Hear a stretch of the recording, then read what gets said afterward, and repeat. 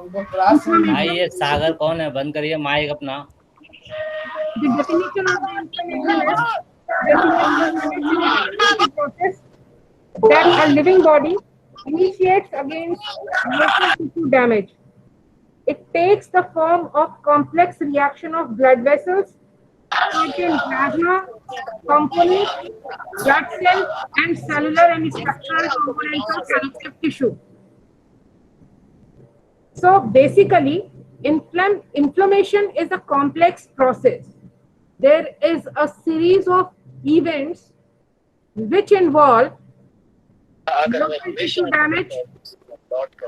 It takes the form of complex reaction. It takes the form of complex reaction.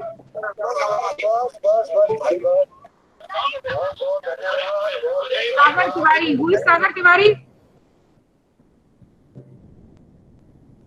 कोई अपना mic on नहीं करेगा.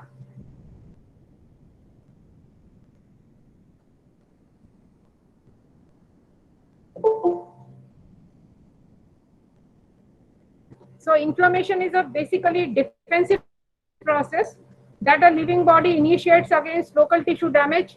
It takes the form of complex reaction of blood vessels, certain plasma components, and blood cells, and cellular and structural components of some connective tissue. So the term, if a term ending with the suffix itis, this denotes inflammation. Itis denotes inflammation. For example, pancreatitis, conjunctivitis, right? If there is a suffix in any disease term is itis, this indicates inflammatory condition, right? Either a chronic inflammation or a acute inflammation. Etiology of the inflammation is almost the same as a cell injury, like a physical agent. Physical agents like extreme temperatures, hot, extreme hot or extreme cold, electric shock, radiation injury, mechanical injuries like a stab wound or bruises, कोई चोट लग जाए सीधे, direct injury, that are the physical injuries, right? In chemical agents, there is a products of metabolism, some acid products of the metabolism, like they are stored in a lysosomes or the hydrolytic vacuoles, right? So product of metabolism, acids, alkalis, drugs, tissue necrosis, right?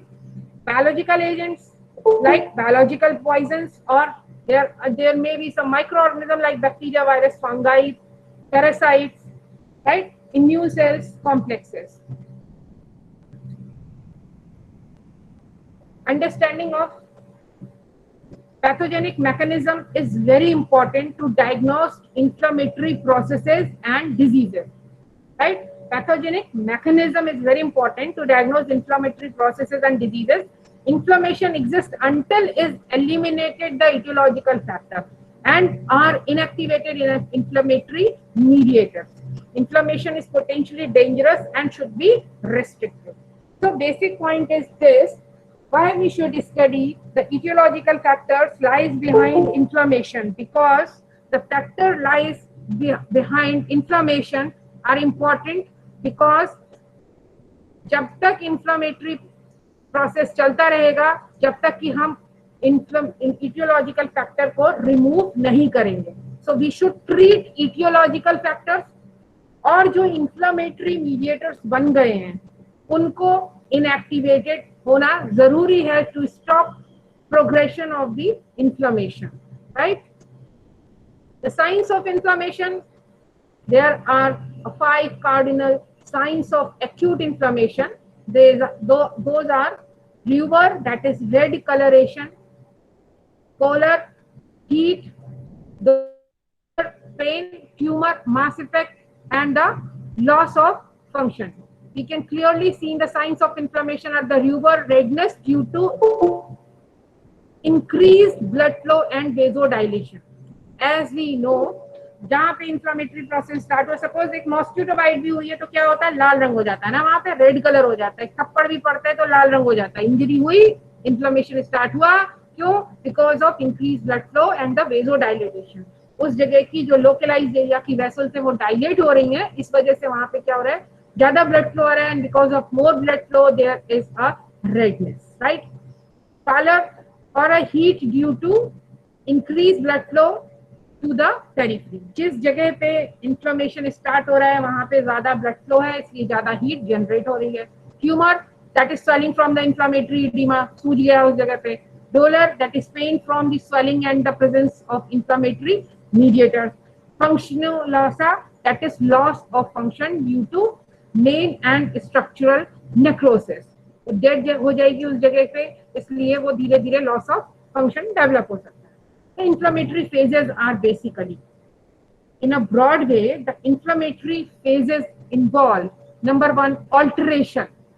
सबसे पहले तो क्या होगा, उस जगह पे कुछ alteration होगा, जैसे कि अगर इन्फ्लेमेशन हो गया है वहां पे डैमेज होगा, कोई सेल्स डैमेज हो रही है, वहां के टिश्यूज डैमेज हो रहे हैं, that come under the dystrophy and the necrosis. Exudation, that is reaction of microcirculation, that is formation of liquid exudate because of migration of leukocytes and phagocytosis. Suppose किसी जगह पे कोई inflammatory reaction start होता है, the cause may be underlying bacteria, virus और fungus. इनकी वजह से कोई इंजरी होती है, पैथोजेंस वहां पे जाते हैं, इंजरी होती है, इन्फ्लेमेशन प्रोसेस होता है, धीरे धीरे वो सेल्स वहां पे लड़ाई में डैमेज होती हैं. पहले तो first line of defence mechanism वहां पहुंचेगा, दैट इज WBC. तो जिस जगह पे इतनी सारी चीजें इकट्ठी हो रही हैं, WBC इकट्ठी हो रही हैं, फैगोसाइट्स इकट्ठी हो रही हैं, जो डैमेज हो रहा है उसको सेल्स को खा रही हैं, तो वहां पे बहुत सारा एक्सुडेट इकट्ठा हो जाएगा, राइट. एंड देन उसके बाद इंफ्लेमेशन ओवर हो गया, अब उस जगह को रिपेयर होना है. अगर वहां पे परमानेंट डैमेज नहीं हुआ है तो वो जगह रिपेयर होना है. रिपेयर होने के लिए क्या जरूरी है, proliferation of cells of hematogenous, macrophages, lymphocytes and the histogenous, that is fibroblast in nature. According to the course, the inflammation may be acute or chronic. Course किस तरीके का है, शॉर्ट टर्म कोर्स है, लॉन्ग टर्म कोर्स है. That classifies the inflammation into two, acute and chronic inflammation. Acute and chronic inflammation. Acute inflammation is last from several days to acute inflammation. ये line correct कर लीजिएगा. It lasts from few days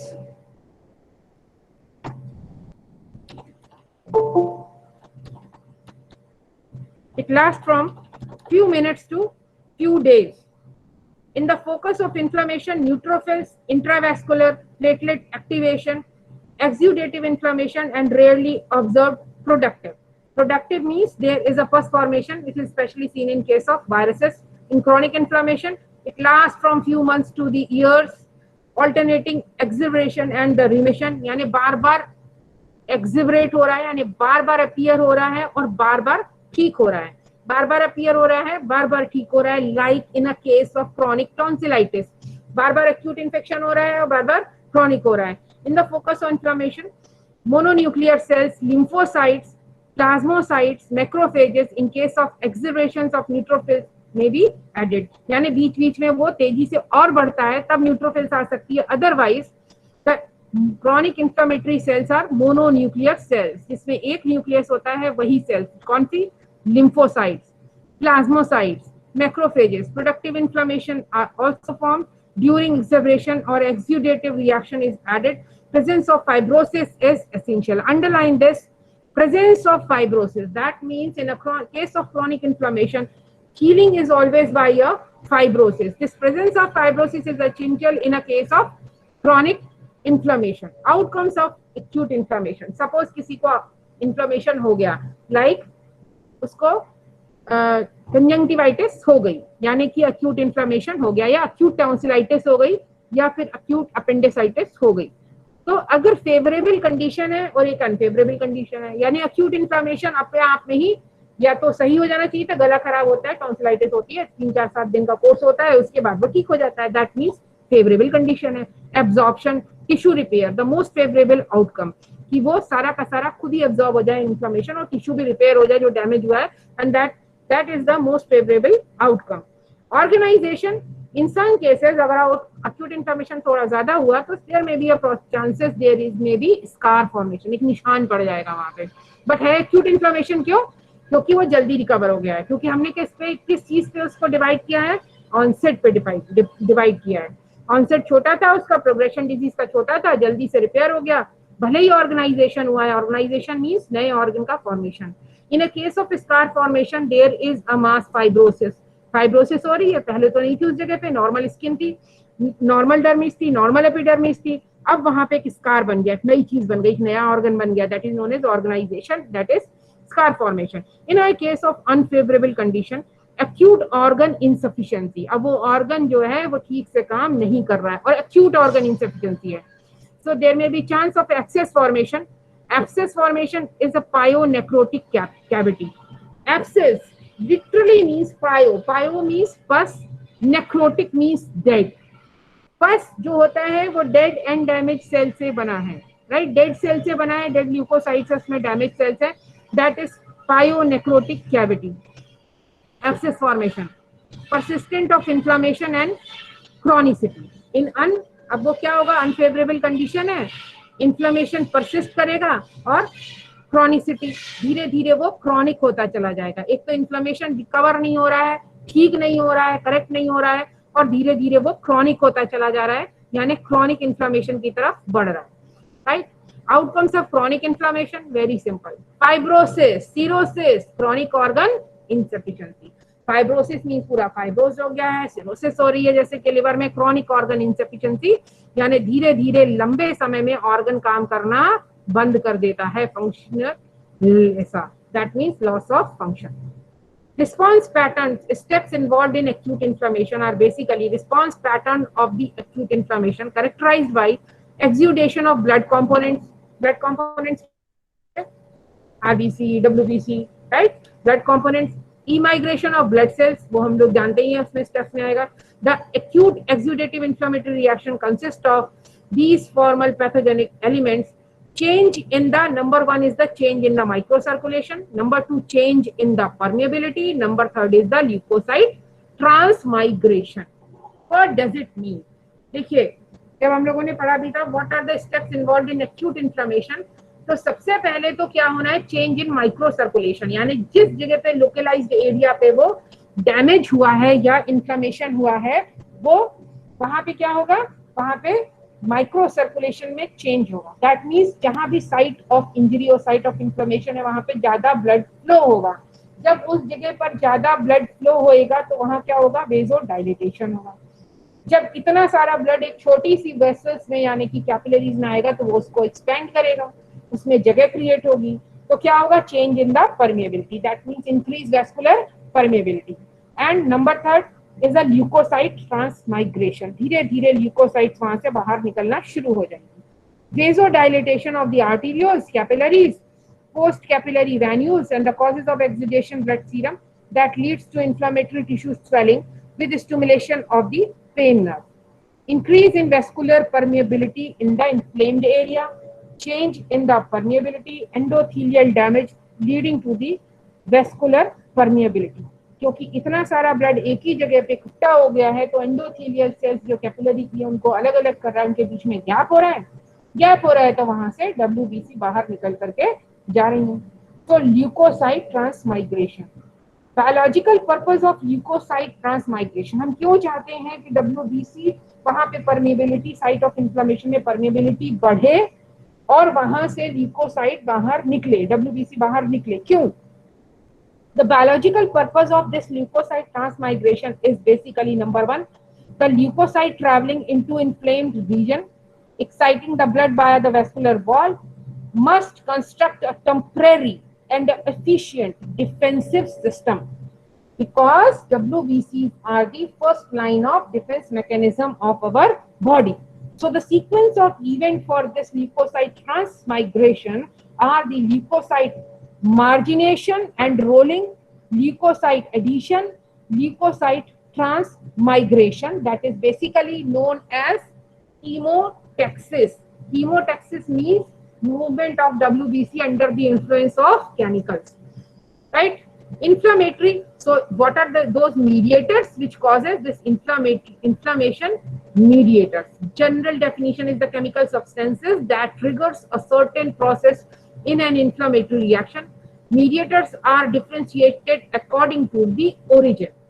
The chemical mediators which causes the leukocytes or WBC movement toward the site of the injury, they are differentiated according to their origin.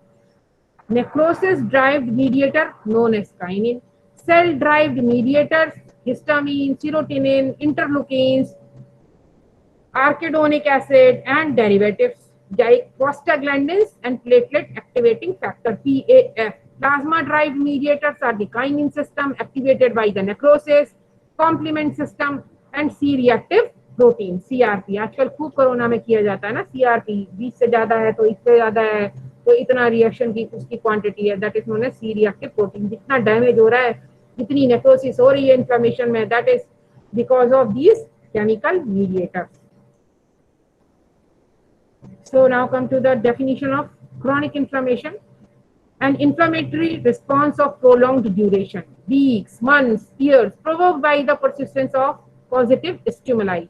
क्योंकि causative stimuli continuously maintain है. In acute inflammation, अगर acute inflammation हुआ है, either तो वो resolve हो जाना चाहिए, ठीक हो जाना चाहिए, ठीक नहीं हो रहा है, persistence बना हुआ है किसका? causative stimuli, यानी causative agent जिसकी वजह से inflammation हो रहा है, वो dead नहीं हो रहा है, वो मर नहीं रहा है, वो बना simultaneous presence of active inflammation, tissue destruction and repair. So there is a combined presence of what? Active inflammation, वो भी present है, tissue का destruction भी है यानी necrosis हो रही है और साथ में repair भी हो रहा है. This is a classical feature of the characteristic feature of the chronic inflammation. What is the chronic characteristic feature of chronic inflammation? That is simultaneous presence of active inflammation, tissue destruction and repair. Right? So the definition is inflammation of prolonged duration, like weeks or months, of which there is a presence of active inflammation.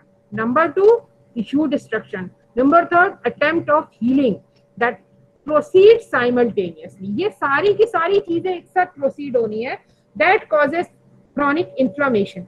Inflammation of prolonged duration, like weeks or months. Right, tuberculosis chronic inflammation का एक best example है. रात को सो के उठे सवेरे तो नहीं बोलेंगे ना टीबी हो गई, खांसी आ रही है, टीबी हो गई अभी नहीं ना, कुछ दिनों तक खांसी आएगी, फिर सांस फूलेगी, फिर और ज्यादा खांसी आएगी, फिर बलगम बनने लगेगा, फिर उसके बाद जब कॉफ होने लगेगा तो फिर उसके बाद स्पूटम की टेस्टिंग होएगी, तब ना पता चलेगा. इट टेक्स वीक्स और months for the diagnosis of the tuberculosis, which is the most common chronic inflammation in our country. Inflammation of prolonged duration, like weeks or months, in which there is a presence of active inflammation, tissue destruction, attempts of healing proceeds simultaneously. Chronic inflammation is basically characterized by the infiltration with the mononuclear cell. जैसे previously हमने acute inflammation में देखा था, neutrophil आती है सबसे पहले. Neutrophils are the first line of defense mechanism of our body. कुछ हुआ, इंजरी हुई, inflammation हुआ, क्या पहुंचेगी वहां पे? न्यूट्रोफिल पहुंचेगी. Chronic inflammation है, so there is an infiltration with the mononuclear cells, including macrophages, lymphocytes, plasma cells, indicates persistent reaction to the injury. Tissue destruction is largely induced by the product of the inflammatory cells, and there is a repair. Healing must have. This involves new vessels proliferation, angiogenesis. नई छोटी arteries, capillaries बनेंगी. That process is known as angiogenesis, and fibrosis, attempt to replace the lost tissue. अब वैसा ही organisation तो नहीं हो सकता है जो डेड हो गया tissue. Healing is always by fibrosis in case of chronic inflammation. इस लाइन को रट लीजिए, दिमाग में भर लीजिए. Healing in a case of chronic inflammation is always by a fibrosis. ये बिल्कुल ऑर्गेनाइजेशन नहीं है. फाइब्रोसिस जो है वो वैसी स्किन नहीं बनाएगा, ये बिल्कुल अलग तरह की चीज बनेगी. That is known as fibrosis. So fibrosis is the most common form of healing in a case of chronic inflammation. Chronic inflammation arrives in a 3 way. कैसे स्टार्ट होता है chronic inflammation? Either follow acute inflammation हुआ, pneumonia हुआ और धीरे धीरे वो ठीक ही नहीं हुआ और 7-8 दिन में acute से वो chronic में चेंज हो गया, that is chronic lung abscess. Repeated bouts of acute inflammation, यानी acute inflammation बार बार recurrent हो रहा है. cholecystitis, polynephritis, tonsillitis. अब साल में 6 बार अटैक हो रहा है टॉन्सिलाइटिस का. धीरे धीरे क्या होगा? टॉन्सिलाइटिस की एक्यूट कंडीशन क्रॉनिक टॉन्सिलाइटिस में चेंज हो जाएगी. एंड नंबर 3, वो शुरुआत से ही क्रॉनिक है, जैसे TB. It begins insidiously as low grade smouldering response, धीरे धीरे वो मर ही नहीं रहा है और ना ही वो ज्यादा एक्यूट इन्फ्लेमेशन दे रहा है, इस तरह से like a tuberculosis. Cells of chronic inflammation are macrophages, lymphocytes, plasma cells, eosinophils. Because in case of allergy, there is also a chance of progression of disease in a form of chronic inflammation. And neutrophil, जब वो बीच बीच में active stage आ जाएगी तब, इसलिए ये दोनों बाद में लिखे हैं. eosinophils in allergic condition and neutrophils जो है वो इन अ केस ऑफ, क्योंकि क्रॉनिक इन्फ्लेमेशन है, बीच बीच में एक्सिबरेट हो रहा है, बढ़ रहा है धीरे धीरे, जब वो बढ़ रहा है ना उस समय न्यूट्रोफिल्स आएंगी. Otherwise cells of chronic inflammation are mononuclear cells. कौन कौन सी? Macrophages, lymphocytes, plasma cells. Chronic inflammation is basically characterized by the number one, infiltration with the mononuclear cells, which include macrophages, lymphocytes, and plasma cells. Tissue destruction induced by the persistent offending agent or by the inflammatory cells. Number third, attempts at healing by the connective tissue, replacement of damaged tissue by the proliferation of a small blood vessel, that is known as angiogenesis and fibrosis. अब याद करने की क्या क्या चीज इसमें जो याद रखना है chronic inflammation में क्या? नंबर वन, रिपीट करिए अपने मन में साथ में. नंबर वन, मोनोन्यूक्लियर सेल्स आएंगी. पहली बात है कि इन्फिल्ट्रेशन, यानी जहां पे क्रॉनिक इन्फ्लेमेशन स्टार्ट होगा वहां पे सेल्स आएंगी मोनोन्यूक्लियर सेल. कौन कौन सी? Macrophages, lymphocytes, plasma cells. फिर क्या है? टिश्यू डिस्ट्रक्शन होगा. टिश्यू डिस्ट्रक्शन जो है, tissue destruction that is a form of necrosis. किसी तरह की नेक्रोसिस होगी, डेड टिश्यू हो जाएगा, टिश्यू का डिस्ट्रक्शन हो रहा है, that is necrosis. Number third, अब जो जहां डिस्ट्रक्शन हुआ उसके चारों तरफ एक हीलिंग का एरिया भी होना चाहिए, और जो हीलिंग का एरिया होगा वहां पे सबसे पहले क्या बनेंगी? Small small blood vessels, that is known as angiogenesis, right. और बाकी हीलिंग कैसे होगी? बाकी जो सेल्स डैमेज हो गई हैं वो कैसे हील होंगी? फाइब्रोसिस. तो याद रखने की चीज है भाई, तीन है. एक तो मोनोन्यूक्लियर सेल्स जो कि आपको पता होनी चाहिए, जिसमें एक न्यूक्लियस है, macrophage, lymphocyte, plasma cell. Tissue destruction जरूरी है यानी नेक्रोसिस, और हीलिंग जो है वो कनेक्टिव टिश्यू रिप्लेसमेंट कैसे होएगा? Angiogenesis and through the fibrosis. Mononuclear cell infiltration, tissue destruction and proliferative changes like the fibrosis and angiogenesis. इतना याद करिए. क्या क्या? मोनोन्यूक्लियर सेल इन्फिल्ट्रेशन, सेल पता होनी चाहिए, प्लाज्मा सेल है, लिम्फोसाइट है, एंड फेगोसाइट्स है, टिश्यू डिस्ट्रक्टिव फेज यानी नेक्रोसिस है, प्रोलिफरेटिव चेंजेस में फाइब्रोसिस एंड एंजियोजेनेसिस. कितने बार रिपीट कर दिया, इसके बाद भी गलती हुई तो भाई. Granulomatous inflammation. So basically when we talk about the chronic inflammation, the healing is by the granulation in granulomatous inflammation. Granulomatous inflammation is a distinctive pattern of chronic inflammation that is encountered in a limited number of infectious and some non-infectious conditions. Immune reactions are usually involved in the development of granulomas. Granuloma is a cellular attempt to control an offending agent. Offending agent means वही जो bacteria आया है, किसका? TB का. And that is difficult to eradicate, यानी cells उसको लड़ने तो जा रही हैं जब टीबी का बैक्टीरिया आ रहा है, लेकिन उसको इरेडिकेट नहीं कर पा रही, मार नहीं पा रही, वो जिंदा रहता है. इसलिए उस सेल्स को उस बैक्टीरिया को मारने के चक्कर में धीरे धीरे वहां पे क्या होता है कि सारी इंफ्लेमेटरी सेल्स इकट्ठी होकर के ग्रैनुलोमा ऐसा स्ट्रक्चर बना लेती हैं जो कि टाइनी सर्कुलर स्ट्रक्चर होता है, in which there is a central necrosis surrounded by the epithelioid cells, right. Along with the epithelioid cell, there is a presence of, in a case of tuberculoma, there is a presence of Langerhans type of giant cell or any kind of giant cell in other cases of the chronic inflammation. And these are surrounded by layers of lymphocytes, that is lymphocytes, mononuclear cell, and this all is covered by the fibroblast. This is a basically tiny circular structure known as granuloma. Or in a case of TB, it is known as tuberculoma. In this attempt, there is an often strong activation of T lymphocytes leading to macrophage activation, which can cause injury to the normal tissue. In a case of tuberculosis, basically ये granuloma जो बना है क्योंकि वो एक slow digesting agent है, tuberculosis का bacteria ना तो मर रहा है और ना ही इरेडिकेट ही नहीं हो रहा वहां से, और उससे लड़ते लड़ते इतना बड़ा ग्रैनुलोमा बन गया. सेल्स आकर इकट्ठी हो रही हैं और आपस में मिलकर बड़ी सी जाइंट सेल बना रही है उससे लड़ने के लिए, उसके बाद भी नहीं मर रहा है. अल्टीमेटली बीच में नेक्रोसिस हो रही है, डेड हो रहा है, और चारों तरफ इतनी सारी मोनोन्यूक्लियर सेल का इकट्ठी हो गई है उसके चारों तरफ. This is because of T lymphocyte activation. Always remember this is because of T cell mediated reaction. A granuloma is a focus of chronic inflammation consisting of a microscopic aggregation of macrophages that are transformed into epithelium-like cells known as epithelioid cells surrounded by a collar of mononuclear leukocytes and principally lymphocytes and occasionally plasma cells. There are some examples of granulomatous inflammation like tuberculosis. As we know, हम लोगों ने tuberculoma बनाया ही हुआ था black board पे. Mycobacterium tuberculosis से होता है, right? There is a causative caseating granuloma. Why called the caseating granuloma? Because in the center there is a presence of caseous necrosis, right? And there is a activated macrophages known as epithelioid cells, fibroblasts, lymphocytes, histiocytes in a case of liver cells. Leprosy में मिलेगा आपको, syphilis में मिलता है, right, sarcoidosis में मिलता है, जो आपको सेकंड कॉमन ट्यूबरकुलोसिस के बाद मिलता है इंडिया में. Leprosy, syphilis, sarcoidosis, Crohn's disease is also a inflammatory bowel disease. And this is a slide of tubercular granuloma. There is a central caseous necrosis, सब कुछ dead है, central caseous necrosis. and उसके बाद आपको ये सारी मिल रही हैं, ये जो सेल्स आपको दिख रही है epithelioid cells हैं, स्पिंडल शेप्ड मोनोन्यूक्लिएटेड सेल्स दिख रही हैं. इनके बीच में ये देखिए एक सेल है जिसमें 30-40 न्यूक्लियस दिख रहे हैं. This is known as giant cell, यानी बड़ी सेल. जाइंट मींस बड़ी सेल, एक बड़ी सेल जो कई सारी मोनोन्यूक्लियर सेल्स ने फ्यूज करके बनाया है जाइंट सेल. एंड उसके चारों तरफ मोनोन्यूक्लियर सेल्स हैं, यानी लिम्फोसाइट्स इसके चारों तरफ हैं, राइट. और उसके चारों तरफ आपको मिलेंगी fibroblast. So a distinctive pattern of chronic inflammation is characterized by granuloma basically, which are small nodular collection in which predominant cell is activated macrophage with epithelial-like epithelioid cells with abundant pink cytoplasm. Granuloma is a focus of chronic inflammation. It consists of aggregation of macrophages that are transformed into epithelium-like cells, epithelioid cells surrounded by a lymphocytes.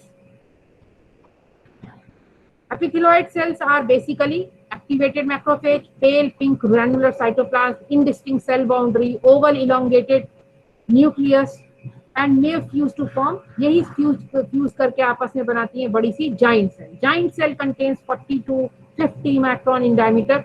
In abundant cytoplasm, Langerhans giant cell 20 or more nuclei in a periphery, especially in a horseshoe-shaped manner. In a foreign body type of giant cell, nuclei scattered in the cytoplasm, उसमें पूरे में बिखरे रहते हैं. In center there is the presence of caseous necrosis which has a granular cheesy appearance, and microscopically it appears as amorphous structureless granular debris with complete loss of cellular details. Necrosis है, dead चीज है, सब कुछ नहीं दिख रहा है, सब कुछ एक जैसा है, amorphous है, structureless है, एक तरह की debris means dead cells हैं, complete loss of cellular detail है, right. There is a difference between an acute inflammation and a chronic inflammation. Onset and duration. Acute inflammation is an immediate and transient, few days, delayed, and weeks and months in a case of chronic inflammation. Pathogenesis is a microbial pathogens, trauma, burns. In a chronic inflammation, persistent acute inflammation बना रहे, ठीक ही नहीं हुआ है, like foreign bodies like a silicon glass. Auto immune disease की तरह हो सकता है, सर्टेन टाइप ऑफ इंफेक्शन जो कि स्टार्ट ही किस तरह से होता है, as a chronic inflammation like tuberculosis and leprosy. Primary cells are neutrophils. In case of acute inflammation, primary cells are neutrophils. In chronic inflammation they are monocyte, macrophages, B and T lymphocyte, plasma cells and fibroblast. Necrosis is present in case of acute inflammation. Chronic inflammation में less prominent. Necrosis is less prominent in case of acute inflammation. इसको correct करिएगा और इसमें लिखिएगा chronic inflammation, necrosis is always present. Scar tissue is absent in acute inflammation. In chronic inflammation, scar tissue is present. So there is a complete resolution in a case of acute inflammation, either progress to chronic inflammation like abscess formation, or in a chronic inflammation the scar tissue formation, disability, or there may be deposition of some type of material that is known as amyloidosis.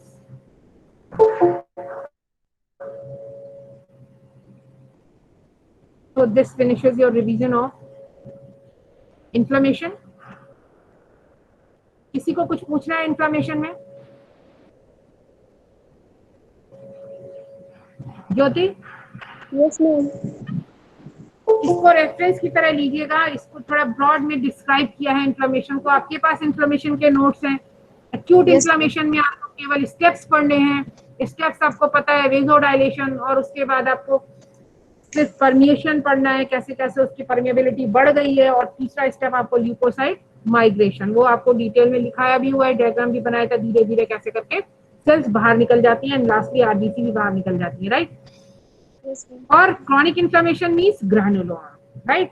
Chronic inflammation literally means आपको सीधा granuloma का diagram बनाना है और उसके elements लिखने हैं, ठीक। और कोई किसी को कुछ पूछना है? Any questions? सब ऑन करके सो गए हैं, इसीलिए किसी को कुछ नहीं पूछना।